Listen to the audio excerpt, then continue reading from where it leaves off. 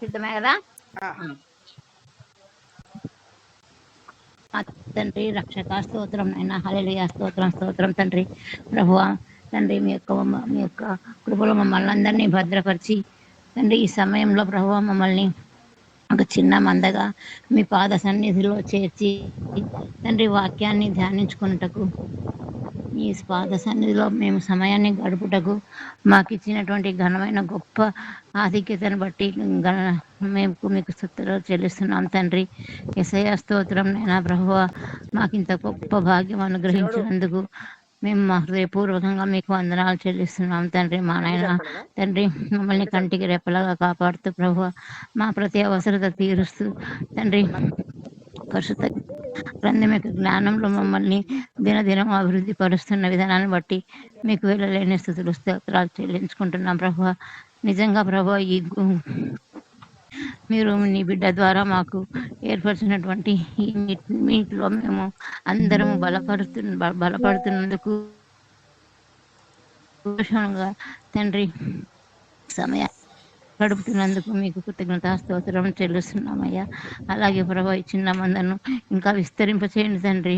అనేకులను ఈ సన్నిధిలో మోకరింపచేయండి ప్రభా.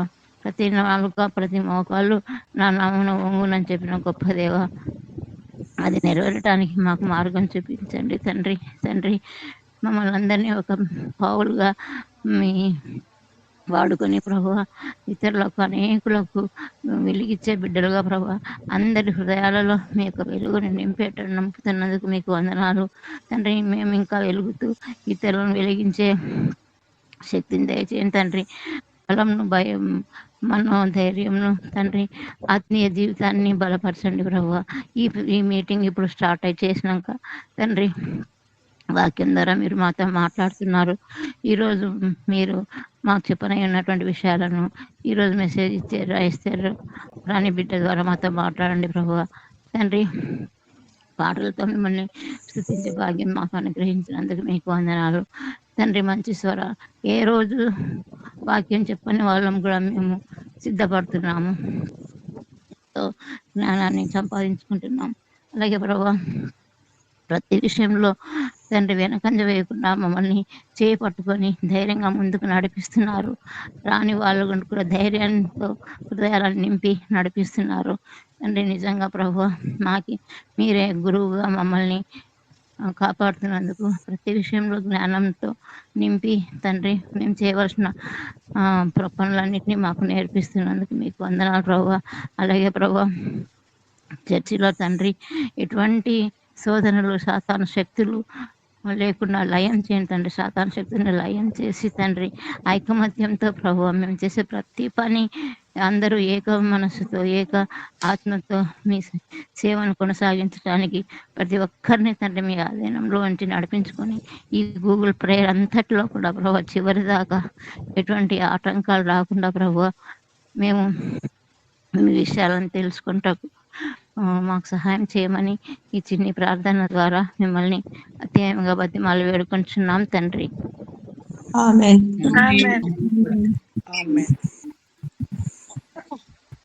మనోరంజనక్క సాంగ్. రండి స్తుతించుచు పాడుడి. ఓకేనా? ఓకే. రండి స్తుతించుచు పాడుడి, రారాజు యేసుని చేరుడి. రండి స్తుతించుచు పాడుడి, రారాజు యేసుని చేరుడి. హల్లెలూయా హల్లెలూయా హల్లెలూయా హల్లెలూయా. ఆమేన్ ఆమేన్ ఆమేన్ ఆమేన్ ఆమేన్ ఆమేన్ ఆమేన్ ఆమేన్. శ్రీ యేసు కాంతిలో నిలచి సాగించు జీవిత యాత్ర, శ్రీ యేసు కాంతిలో నిలచి సాగించు జీవిత యాత్ర. బాధలనన్నిటి బాపున్ భరించు యేసుని నామం, బాధలనన్నిటి బాపున్ భరించు యేసుని నామం. హల్లెలూయా హల్లెలూయా హల్లెలూయా హల్లెలూయా హల్లెలూయా హల్లెలూయా హల్లెలూయా హల్లెలూయా. ఆమేన్ ఆమేన్ ఆమేన్ ఆమేన్ ఆమేన్ ఆమేన్ ఆమేన్ ఆమేన్. మరణము జయించి లేచన్, మరణపు ముళ్ళును విరిచెన్. మరణము జయించి లేచన్, మరణపు ముళ్ళును విరిచెన్. మధురము యేసుని నామం, మరువకు యేసుని ధ్యానం. మధురము యేసుని నామం, మరువకు యేసుని ధ్యానం.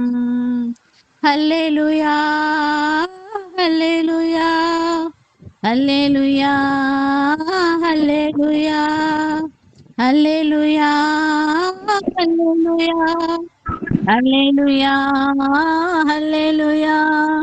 ఆమేన్ ఆమేన్ ఆమేన్ ఆమేన్ ఆమేన్ ఆమేన్ ఆమేన్ ఆమేన్ ఆమేన్ ఆమేన్ ఆమేన్ ఆమేన్ ఆమేన్ ఆమేన్ ఆమేన్. హల్లెలూయా. ప్రైజ్ లార్డ్ అక్క. Thank you. హల్లెలూయా. Bible reading Lourdu Mary. చేస్తా సునీత. అందరికీ ప్రైజ్ లార్డ్ అక్క. Praise lord. పరిశుద్ధ గ్రంథం నుండి యెహోషువ గ్రంథము 5వ అధ్యాయము మొదటి నుంచి చివరి వరకు గల దేవుని వాక్యములను చదువుకుందాం. వారు దాటుచుండగా ఇశ్రాయేలుల ఎదుట నుండి యెహోవా యోర్దాను నీళ్లను ఎండజేసిన సంగతి యోర్దానుకు పడమటి దిక్కుననున్న అమోరీయుల రాజులందరూ సముద్రమునొద్దనున్న కనానీయుల రాజులందరూ వినినప్పుడు వారి గుండెలు చెదిరిపోయెను. ఇశ్రాయేలీయులు భయము చేత వారికి ధైర్యం ఏమీయూ లేకపోయెను. ఆ సమయమున యెహోవా రాతి కత్తులు చేయించుకొని మరలా ఇశ్రాయేలీయులకు సున్నతి చేయించమని యెహోషువకు ఆజ్ఞాపింపగా యెహోషువ రాతి కత్తులు చేయించుకొని సున్నతిగిరి అను స్థలము దగ్గర ఇశ్రాయేలీయులకు సున్నతి చేయించెను. యెహోషువ సున్నతి చేయించుటకు హేతువేమనగా ఐగుప్తులో నుండి బయలుదేరిన వారందరిలో యుద్ధ సన్నద్ధులైన పురుషులందరూ ఐగుప్తు మార్గంన అరణ్యములో చనిపోయిరి. బయలుదేరిన పురుషులందరూ సున్నతి పొందిన వారే, కాని ఐగుప్తులో నుండి బయలుదేరిన తరువాత అరణ్య మార్గమందు పుట్టిన వారిలో ఎవరునూ సున్నతి పొంది ఉండలేదు. యెహోవా మనకు ఏ దేశమును ఇచ్చేదనని వారి పితరులతో ప్రమాణము చేసెనో పాలు తేనెలు ప్రవహించు ఆ దేశమును తాను వారికి చూపింపనని యెహోవా ప్రమాణము చేసి ఉండను కనుక ఐగుప్తులో నుండి వచ్చిన ఆ యోధులందరూ యెహోవా మాట వినకపోయినందున వారు నశించు వరకు ఇశ్రాయేలీయులు 40 సంవత్సరములు అరణ్యంలో సంచరించుచు వచ్చిరి. ఆయన వారికి ప్రతిగా పుట్టించిన వారి కుమారులు సున్నతి పొంది ఉండలేదు కనుక వారికి సున్నతి చేయించెను. ఏలయనగా మార్గమున వారికి సున్నతి జరగలేదు. కాబట్టి ఆ సమస్త జనము సున్నతి పొందుట తీరిన తరువాత తాము పడు వరకు పాలెములోని తమ చోట్ల నిలిచిరి. అప్పుడు యెహోవా, నేడు నేను ఐగుప్తు అవమానము మీ మీద నుండకుండా దొరలించి వేసి ఉన్నానని యెహోషువతో ననెను. అందుచేత నేటి వరకు ఆ చోటికి గిల్గాలను పేరు. ఇశ్రాయేలీయులు గిల్గాలులో దిగి ఆ నెల 14వ తేదీన సాయంకాలమున యెరికో మైదానములో పస్కా పండుగను ఆచరించిరి. పస్కా పోయిన మరునాడు వారు ఈ దేశపు పంటను తినిరి. ఆ దినమందే వారు పొంగకయు వేచబడి ఉన్న భక్ష్యములను తినిరి. మరునాడు వారు ఈ దేశపు పంటను తినుచుండగా మన్నా మానిపోయెను. అటు తరువాత ఇశ్రాయేలీయులకు మన్నా దొరకకపోయెను. ఆ సంవత్సరమున వారు కనాను దేశపు పంటను తినిరి. యెహోషువ యెరికో ప్రాంతంలో ఉన్నప్పుడు అతడు కన్నులెత్తి చూడగా దూసిన కత్తి చేత పట్టుకొని ఉన్న ఒకడు అతని ఎదుట నిలిచి ఉండెను. యెహోషువ అతని యుద్ధకు వెళ్లి, నీవు మా పక్షముగా నున్నవాడవా, మా విరోధుల పక్షముగా నున్నవాడవా అని అడగగా, అతడు, కాదు, యెహోవా సేనాధిపతిగా నేను వచ్చి ఉన్నానెను. యెహోషువ నేల మట్టుకు సాగిలపడి నమస్కారము చేసి, నా ఏలినవాడు తన దాసునికి సెలవిచ్చినదేమని అడిగాను. అందుకు యెహోవా సేనాధిపతి, నీవు నిలిచియున్న ఈ స్థలము పరిశుద్ధమైనది, నీ పాదరక్షలు తీసివేయమని యెహోషువతో చెప్పగా, యెహోషువ అలాగూ చేశాను. ఇంతటితో 5వ అధ్యాయం. థ్యాంక్ యూ మణి. ఎస్తేర్ అక్క. చిన్న ప్రార్థన చేసుకున్నాం. పరిశుద్ధుడా పరిశుద్ధుడా పరిశుద్ధుడా పరలోక తండ్రి, మమ్మల్ని గడిచిన ఉదయ కాలం నుంచి కాపాడి ఈ రాత్రి కాలంలో తండ్రి గూగుల్ మీట్ లో చేర్పించినందుకు మీకు స్తోత్రం వందనాలు ప్రభా. మమ్మల్ని అందరినీ ఇక్కడ చేర్పించి స్తుతించడం, నారాయణ మహింపరచడానికి మాకు సహాయం చేసిన స్తోత్రం తండ్రి. నాకు ఇప్పుడు ఈ ధ్యానించడానికి, వాక్యం ధ్యానించడానికి నాకు ఈ అవకాశం ఇచ్చిన స్తోత్రం ప్రభా. నేను కాదు ప్రభా, నాకు మంచి జ్ఞానం ఇవ్వండి, జ్ఞానం లేని దాని ప్రభా. మీ జ్ఞానంతో పొదువైనలా మీరు అడుగుతూ ఇస్తానని చెప్పినారు ప్రభా. మీ జ్ఞానం పొదువు ఉందని నేను అడుగుతున్నాను యేసయ్య. నేను వాక్యం చెప్తుండగా నాతో మీరు మాట్లాడండి ప్రభా. నాకు మంచి జ్ఞానాన్ని ఇవ్వండి ప్రభా. మీరే నాతో ఉండి మాట్లాడి వాక్యాన్ని ధ్యానించడానికి నాకు సహాయం చేయించి ఈమెను నేర్చుకుంటున్నాగా వేడుకుంటున్నాం తండ్రి. ఆమేన్. ఆమేన్. యెహోషువ 5వ అధ్యాయము 1 నుంచి 15 వచనాలు ఉన్నాయి. దీంట్లో ఇశ్రాయేల్ ప్రజలు తమ జాతీయ సంస్కారమైన సున్నతి ఆచరించి, ఇక్కడ దీంట్లో అంతా సున్నతి అయిపోయింది. సున్నతి చేయడము, నాటి నుండి అక్కడి నుండి భూమి పంటనే తిన్నారు వాళ్ళు. యెహోవా దూత యెహోషువకు కనిపించాడు. ఈ దర్శనం యెహోషువకు సమయోచితమైన సహాయం అన్నమాట. వారు యెహోషువ 1వ అధ్యాయం 1వ వచనం, 5వ అధ్యాయం 1వ వచనము, వారు దాటుచుండగా ఇశ్రాయేలు ఎదుట నుండి యెహోవా యొర్దాను నీళ్లను ఎండ చేసిన సంగతి యొర్దానుకు పడమటి దిక్కున ఉన్న అమోరీయుల రాజులందరూ సముద్రం వద్దన్న కనానీయుల రాజులందరినీ వినినప్పుడు వారి గుండెలు చెదిరిపోయినాయి. ఇప్పుడు యొర్దాన్ పడమటి దిక్కున ఉన్న అమోరీయుల రాజులందరూ సముద్రం వద్ద కనానీయుల రాజులందరూ వినినప్పుడు వారి గుండెలు చెదిరిపోయినాయి. అంటే ఎందుకంటే ఇశ్రాయేల్ భయము ఎక్కువగా ఉందన్నమాట వారికి. ఇశ్రాయేల్ భయం చేత వారికి ఇక ధైర్యం లేకపోయింది. అమోరీయులు, కనానీయులు ఇది పిడుగుపడినట్లుగా వార్త వాళ్ళకు ఆకస్మికంగా ఇశ్రాయేల్ రావడంతో వారు బహు భయపడినారన్నమాట. ఆ సమయం యెహోవా రాతి కత్తులు చేయించుకొని మరలా ఇశ్రాయేళ్లకు సున్నతి చేయించమని యెహోషువకు ఆజ్ఞాపింపగా, యెహోషువ రాతి కత్తులు చేయించుకొని గిరి అను స్థలము దగ్గర ఇశ్రాయేళ్లకు సున్నతి చేయించను. దీన్ని సున్నతి చేయించడం అనేది మనకు పాత దాంట్లో నిర్గమాకాండంలో కూడా ఉంది. నిర్గమాకాండం 4వ అధ్యాయం 25వ వచనంలో, సిప్పోరా వాడిగల రాయి తీసుకొని తన కుమారునికి సున్నతి చేసి అతని పాదముల యొద్ద అది పడవేసి, నిజంగా నీవు నాకు రక్త సంబంధమైన పెనివిటి వైద్యుని అంతటా ఆయన అతనిని విడిచెను. ఇక్కడ సున్నతి చేయడానికి సిప్పోరా వాడిగల రాయిని అన్నమాట తీసుకొని దాన్ని వాడింది. తర్వాత ఆదికాండంలో 17వ అధ్యాయము 9వ వచనం నుంచి 14వ వచనంలో కూడా దాని గురించి మరియు దేవుడు నీవు మాత్రమే కాక నీ తరువాత వారి తరములలో నీ సంతతియు నా నిబంధనను గైకొనవలెను. నాకును నీకును నీ తరం తర్వాత నీ సంతతికి మధ్య మీరు గైకొనవలసిన నా నిబంధన ఏదనగా, మీలో ప్రతి మగవాడును సున్నతి పొందవలను. మీరు మీ గోప్యాంగ చర్మమును సున్నతి పొందవలను. అది నాకు నీకు మధ్యనున్న నిబంధనకు సూచనగా నుండును. 8వ దినముల వయస్సు గలవాడు అనగా నీ ఇంట పుట్టిన వాడైనను నీ సంతానం కాని అన్యుని యొద్ద వెండితో కొనబడిన వాడైనను మీ తరములలో ప్రతి మగవాడు మీలో సున్నతి పొందవలను. నీ ఇంట పుట్టిన వాడును నీ వెండితో కొనబడిన వాడును తప్పక సున్నతి పొందవలను. అప్పుడు నా నిబంధన నీ శరీరమందు నిత్య నిబంధనగా ఉండును. సున్నతి పొందని మగవాడు అనగా ఎవని గోప్యాంగ చర్మమును సున్నతి చేయబడదో అట్టివాడు తన జనులలో నుండి కొట్టివేయబడును. వాడు నా నిబంధనను మీరి ఉన్నాడని అబ్రహాముతో చెప్పెను. ఇది యెహోషువకు కంపల్సరీగా సున్నతి చేయించమని చెప్పి యెహోషువకు యెహోవా వాగ్దానం ఇచ్చి చెప్పినాడు. యెహోవా సున్నతి చేయించుటకు హేతువేమనగా ఐగుప్తులో నుండి బయలుదేరిన వారందరిలో యుద్ధ సన్నద్ధులై పురుషులందరూ ఐగుప్తు మార్గమున అరణ్యంలో చనిపోయినారు.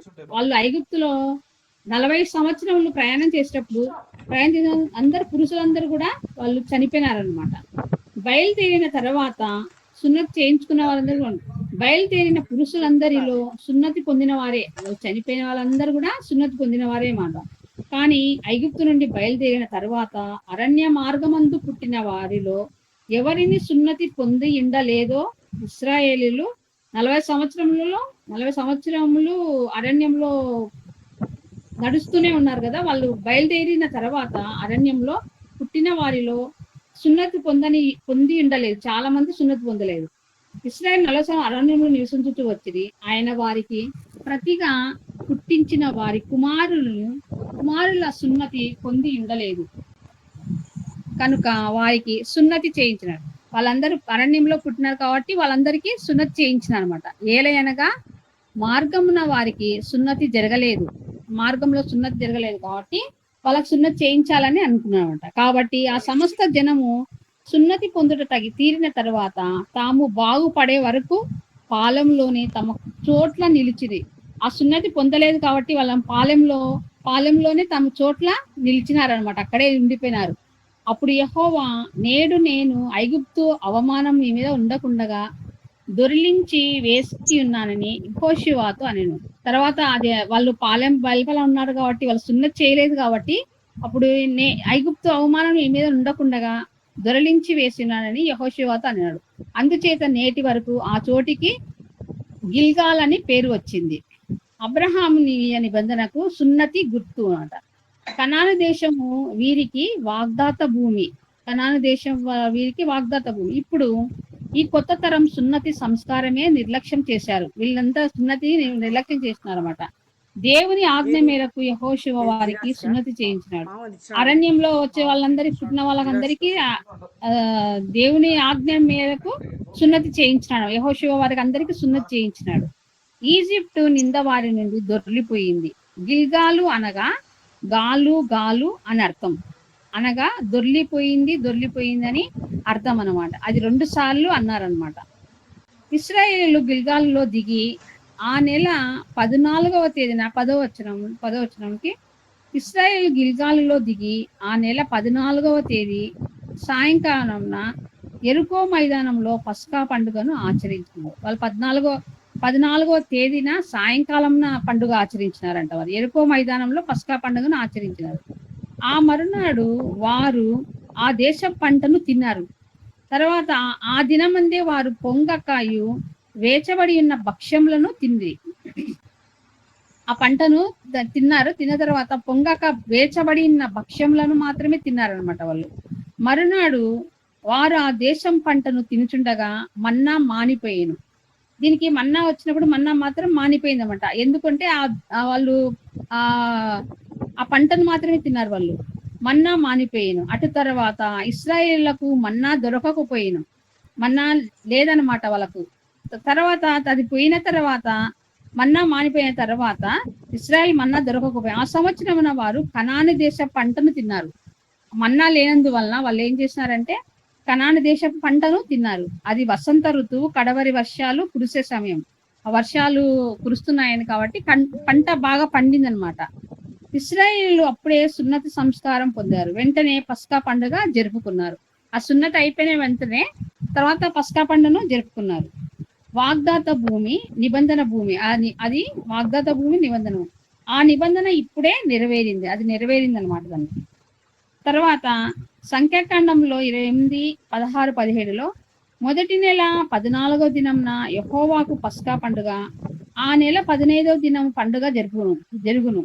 7 దినములు పొంగని భక్ష్యములే తినవలను. అది ఆ పండుగ అప్పుడు 7 రోజులు పొంగని భక్ష్యములు మాత్రమే తినవాలని చెప్పినారు. మన పాత స్వభావం మంచిది కాదు. ప్రాచీన పురుషుడు ఆధ్యాత్మిక ఆశీర్వాదములను స్వతంత్రించుకోలేదు, అనుభవించలేదు. గలతీ 5:17లో శరీరము ఆత్మకును, ఆత్మ శరీరమునకును విరోధంగా ఆపేక్షించును. సున్నతి సంస్కారము ఇదే సత్యమును వ్యక్తము చేస్తుంది అనమాట. మన్నా యేసుక్రీస్తుకు సంకేతము. యోహాను రాసు వార్త 6వ అధ్యాయము 49-50 మీ పితరులు అరణ్యంలో మన్నాను తినినను చనిపోయేది, దీనిని తినువాడు చావకుండునట్లు పరలోకం నుండి దిగి వచ్చిన ఆహారం ఇదే.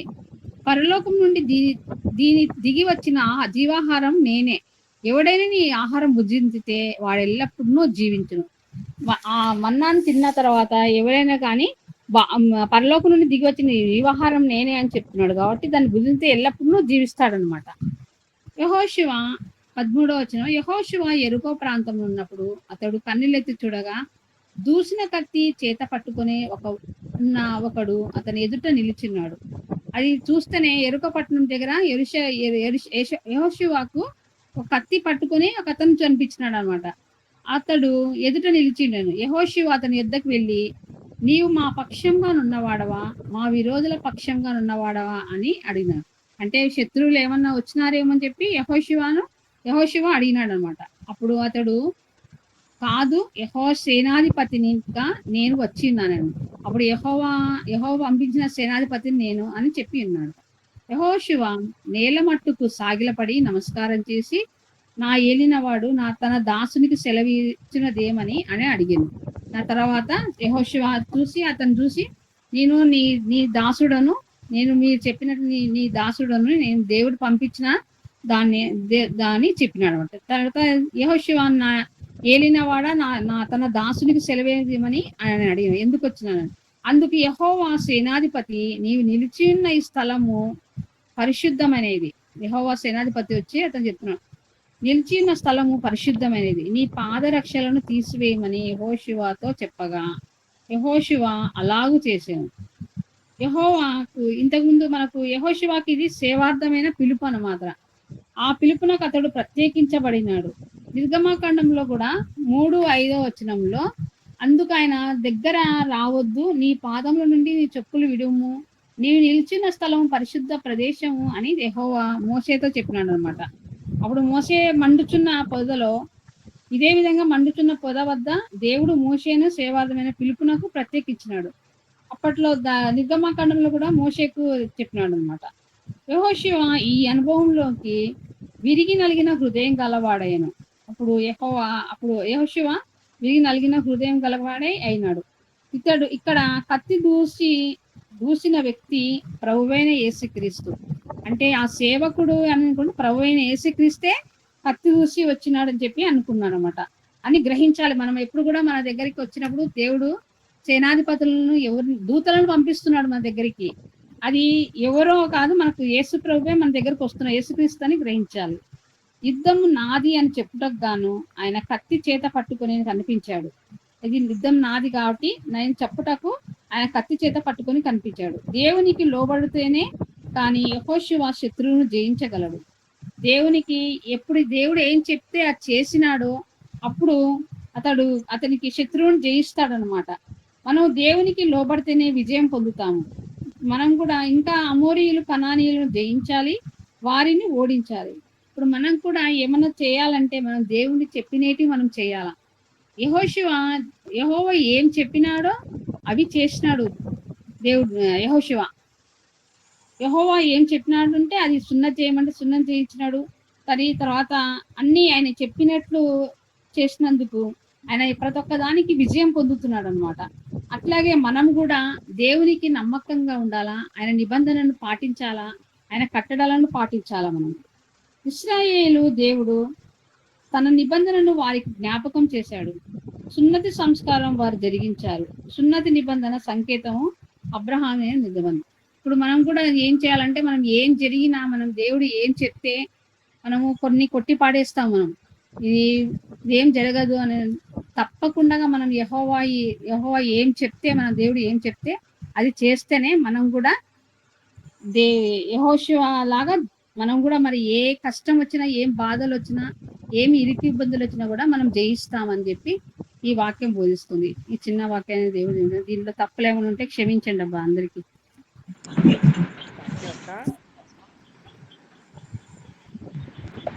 ఈరోజు ప్రేయర్ ఏమో మార్కండి అవమ్మా రెడీ కూడా చెప్పలేదు అక్క. రేపు రేపు కరుణక్క మీదే కదక్క రేపు?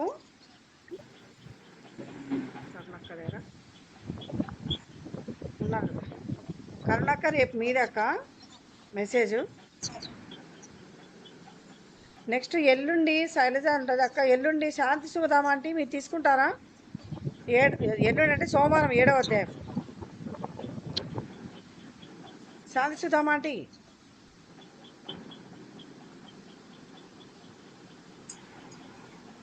సర్లేండి రేపు అడుగుతాను. చేయమంటే ప్రేర్ చేస్తారా? థ్యాంక్ యూ అమ్మా. అందరికీ ప్రేజ్ రాడమ్మా. ప్రేర్ ప్రార్థించడము. ప్రేమగల మా నాయన పరిశుద్ధుల, మమ్మల్ని ఎంతగానో ప్రేమించి కరుణించి క్షమించి ఆదరించి ఆశీర్వదించి కాపాడుతున్న గొప్పదేవా, మీకు స్థుతులు స్తోత్రములు తెలుస్తున్నాం నాయన. ఈ రాత్రికాల సమయంలో నా తండ్రి నిశ్చేషమైన వాక్యమును, పాటను, ప్రార్థన సహవాసమును మేము పొందినందుకు మీకు వేలాది వందనాలు తండ్రి. ఇంత గొప్ప మంచి మీ సహవాసములో మేము ఉన్నందుకు ధన్యవాదం తండ్రి. ప్రతి ఒక్కరిని మీరు దీవించండి, ఆశీర్వదించండి నాయన. మేము ఎల్లప్పుడూ కూడా నా తండ్రి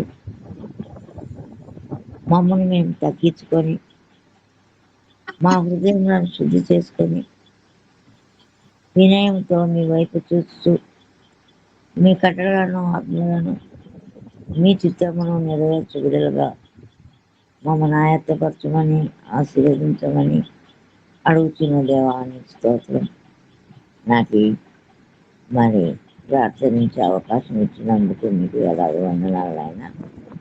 బలహీనస్తురాలని ఎంతో బలహీన స్థితిలో ఉన్నాను, అయినప్పటికీ నన్ను ఈ విధంగా ఒక చిన్న పాత్రగా నన్ను ఆడుకుంటున్నందుకు మీకు వేలాది వందనాలు తండ్రి. వేలాది స్తోత్రములు.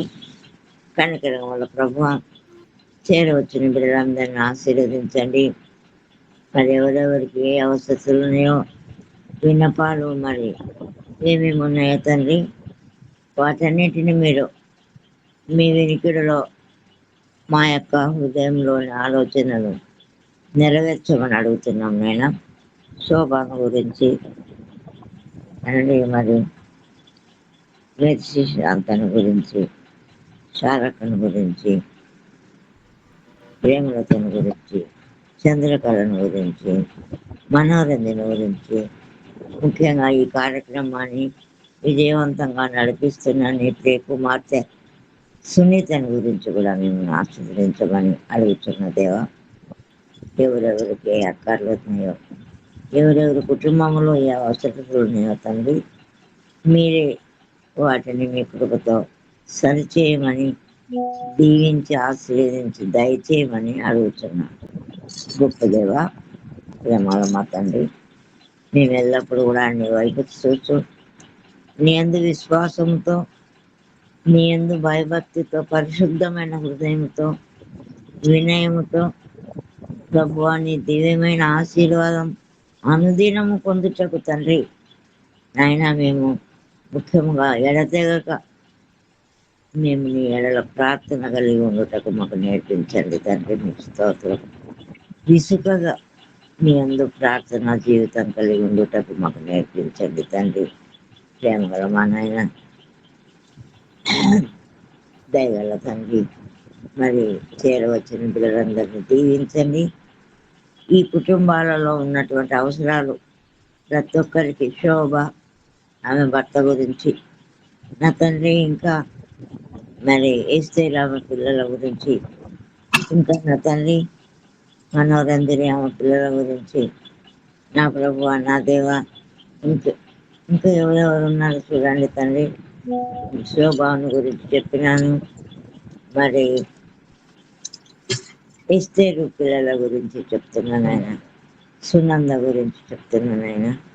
మరి ఇంకా తెలియని పేర్లు ఇంకా ఏమైనా ఉంటే వారందరినీ కూడా మీ దయలో జ్ఞాపకం చేసుకొని మా ప్రార్థన ఆలకించి వారికి సహాయం చేయమని అడుగుతున్నాను ఆయన. నీకు స్తోత్రం.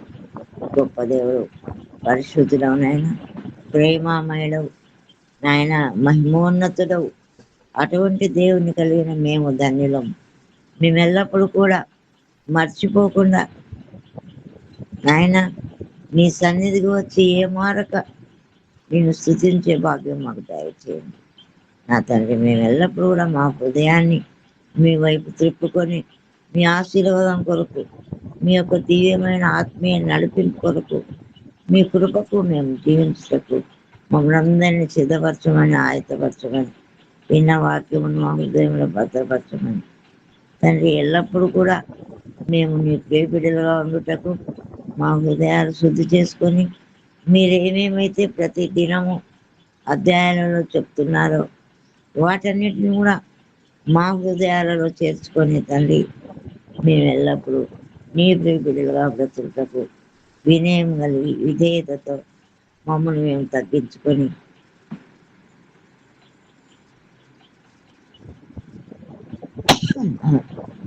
ప్రభా క్షమించండి తండ్రి. ప్రేమల మనైనా ఈ యొక్క జూమ్ మీటింగ్ నాయన మీరు అంతకంతకు అభివృద్ధిపరిచి ఇంకా చేరాల్సిన బిడ్డలను కూడా చేర్పించండి. ఉజ్వలమ్మను ఆశీర్వదించండి. ప్రేమల మనైనా క్రిస్టియన్ కూడా ఆశీర్వదించండి. మరి అమ్మను నాయన ఇంకా అనేక మంది ఉన్నారు నాయన ఎప్పుడు బిడ్డలు. ప్రతి ఒక్కరిని కూడా జ్ఞాపకం చేసుకొని మీ దయగల హస్తంతో దీవించమని, ఆశీర్వదించమని, మమ్మల్ని జ్ఞాపకం చేసుకోమని, మమ్మల్ని నాయన నీ కృపలో భద్రపరచమని, మా యొక్క విన్నపాలు వినమని, మీ యొక్క దయగల మరి మీ చెవులు వినకుండా కూర్చోగాలేదని దేవుని వాక్యం చెప్తుంది నాయన. మీ దివ్యమైన చెవులతో మా మొర వినండి. నాకు మొర పెట్టమో నీకు ఉత్తరం ఇస్తానని చెప్పిన గొప్ప దేవుల నీకు స్తోత్రం. అతను నన్ను ఎరిగి ఉన్నవాడు కనుక అతని నామమును ఘనపరుస్తానని హెచ్చించదనని తమ్ముడు దావైతే కలిసి చెప్తున్నాను. మేము నిన్ను ఎరిగి ఉండాలి ప్రభా. మేము నిన్ను ఎరిగి ఉండాలంటే అనేకమైన విధములుగా స్తుతి స్తోత్రములు, ప్రార్థన, వాక్యం చదవడం. అంతేకాదు ప్రభా, విన్న వాటన్నిటినీ మేము ఇతరులకు బోధించు వారముగా ఉండాలి. ఎందుకంటే తండ్రి, సర్వ సృష్టిలు సర్వజనులకు స్వార్థ ప్రకటించమని నా గొప్ప దేవా, మేము విన్న సత్యము అనుదినం నాయన వింటున్నాం. ఎన్నో సత్యాలు మీ కృప చేత, మీ నామమున మహిమ, నీ కృపను మేము తెలుసుకుంటున్నాం. వీటన్నిటిని ఆయన సత్యమైన వాటిని మేము ఇతరులతో పంచుకున్నట్లు మమ్మల్ని ఆయత్తపరచండి. అవును తండ్రి, మీ జ్ఞానముతో, మీ వివేచన విజ్ఞానముతో అందరినీ నింపమని, మీ కృప చేత మమ్మల్ని అందరినీ ఆదరించమని ప్రభువా, ఇంతవరకు కాపాడినందుకు మీకు వందనాలు చెల్లిస్తూ, మరి రాబో దినంలో కూడా మీ సహాయము, మీ దీవెన, మీ సన్నిధి ఎల్లప్పుడూ మాతో ఉంచి మమ్మల్ని చల్లగా ఆదరించి నడిపించి కాపాడమని ఈ కొద్ది వినపములు మరి నా కుటుంబమును, నన్ను తండ్రి బలహీనస్తురాలని నన్ను మీ దృష్టిలో జ్ఞాపకం చేసుకోండి. మరి వచ్చిన బిడ్డలందరినీ వారి కుటుంబంలో పేరు పేరున దీవించమని మా ప్రభువును మీ ప్రియకుమారైన యేసయ్య అతి పరిశుద్ధ నామమున వినయంగా అడిగి వేడుకుంటున్న పరమ తండ్రి. ఆమేన్. పరలోకమందున్న మా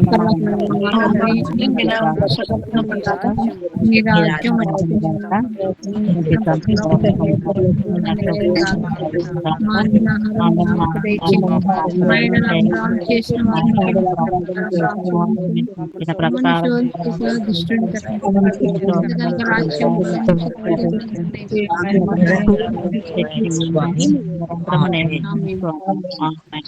సిస్టర్ మన ప్రభువైన యేసు క్రీస్తు కృప, దేవుని ప్రేమ, పరిశుద్ధాత్మ సహవాసము, ఆయన నడిపింపు, కాపుదల, మరి జూన్లో ఉన్న వారికి మరి రాత్రంతా తోడుగా ఉండి మరి యొక్క నూతన దినం మనందరికీ దయచేయును గాక. ప్రైజ్ లార్డ్ అందరికీ.